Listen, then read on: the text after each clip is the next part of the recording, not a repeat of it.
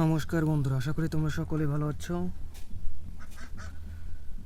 তো সকল মুসলমান ভাইদের জন্য আসসালামু আলাইকুম এবং সবাইকে আন্তরিক ভালোবাসা ও শুভেচ্ছা জানিয়ে আজকের ভিডিওটি করছি। তো তোমরা যদি কাউকে ভালোবাসো বা কাউকে মহব্বত বা ভালোবাসতে চাও বা চাও যে কারোর সঙ্গে তোমাদের একটা সম্পর্ক থাকুক, সে সম্পর্কটা যে প্রেমিক প্রেমিকা এরকমটা নয়, মোট কথা একজন মানুষের যে বন্ধুত্ব বা ভালোবাসা এরকম থাকে, ঠিক এরকম একটি সম্পর্ক স্থাপন করতে চাও। সে অনেক নামি দামি হোক, ঠিক আছে, এমন যে কেউ হোক না কেন, তো তার জন্য এই যে নকশাটি দেখতে পাচ্ছ, এই নকশাটি খুব সুন্দর করে লিখতে হবে। লেখার পরে আগের ভিডিওটি তোমরা দেখেছো যে শারীরিক রোগ ভালো করার জন্য যে তাবিজটি আছে, এটা ওখানে ওই ভিডিওতে দেওয়া রয়েছে যে কিভাবে তাবিজ লিখতে হয়, কিছুটা নিয়ম শিখিয়ে দিয়েছি। তো ঠিক ওই নিয়মেই লিখবে। তো এই তাবিজটা লিখে একটা তাবিজ বা মাদুলির ভিতরে দিবে পেঁচিয়ে সুন্দর করে। এরপর তাবিজের মুখটা,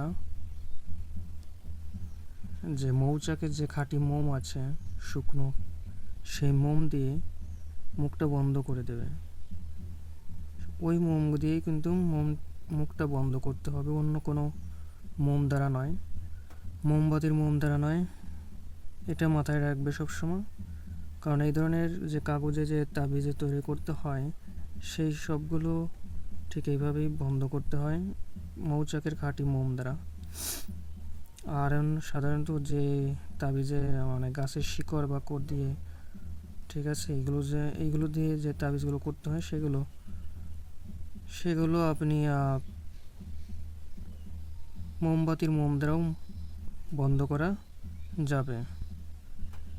কিন্তু যেগুলো কাগজে লিখে এরপর তাবিজের ভিতর দিতে হবে, সেইগুলো মৌচাকের খাঁটি মোম দ্বারা অবশ্যই মুখ বন্ধ করতে হবে। এবং তাবিজটি ভালো করে দেখে নেবে যে কোথাও কোনো ফুটো ফাটা রয়েছে কিনা, কারণ ভিতরে পানি গেলে নষ্ট হয়ে যাবে বা তাবিজের অপবিত্রতা হয়ে যাবে, যার কারণে কার্যকারিতা নষ্ট হয়ে যাবে। তো এই তাবিজটা পুরুষ লোক ডান হাতের বাজুতে ব্যবহার করবে, তাহলে ওই ব্যক্তির সঙ্গে, অর্থাৎ আপনি যার সাথে ভালোবাসা বা বন্ধুত্ব চাচ্ছেন, সম্পর্ক সৃষ্টি করতে চাচ্ছেন, তার সাথে আপনার সম্পর্ক সৃষ্টি হবে। ঠিক আছে? তো সবগুলো কাজেই অবশ্যই সুন্দর করে করবে। তাবিজের নকশাগুলো খুব সুন্দর করে লিখতে হবে, কারণ তাবিজে লেখায় যদি ভুল হয় তাহলে কোনো কার্যকারিতা হবে না। তাবিজের বিষয়টি সম্পূর্ণ মাথায় রাখতে হবে। তো যারা অনেকেই মানে কোরআনী আমল বিভিন্ন কিছু শিখতে চান, তারা অবশ্যই কমেন্ট করে জানাতে পারেন যেগুলো শেখার আগ্রহ আছে কিনা। ধন্যবাদ সবাইকে। তো আগের ভিডিওতে বলেছিলাম যে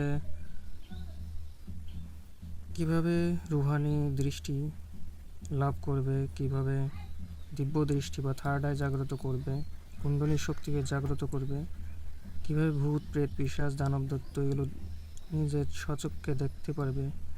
তো এইগুলো বিষয়ে আসলে করার সময় পাচ্ছি না, কারণ ভিডিও যে করব, আশেপাশে যদি লোকজন থাকে ব্যাকগ্রাউন্ডে আওয়াজ আসবে, এই জন্য আমি করতে পারি না। ঠিক আছে? তো যখনই ফ্রি বা সময় পাই তখনই আমি ভিডিও আপলোড করে থাকি বা ভিডিও তৈরি করে সেটা আপলোড দিয়ে থাকি। তো অবশ্যই আমি এক এক করে অবশ্যই শেখাবো সুযোগ সময় পেয়ে। তো সবাই সাথেই থেকো। ধন্যবাদ।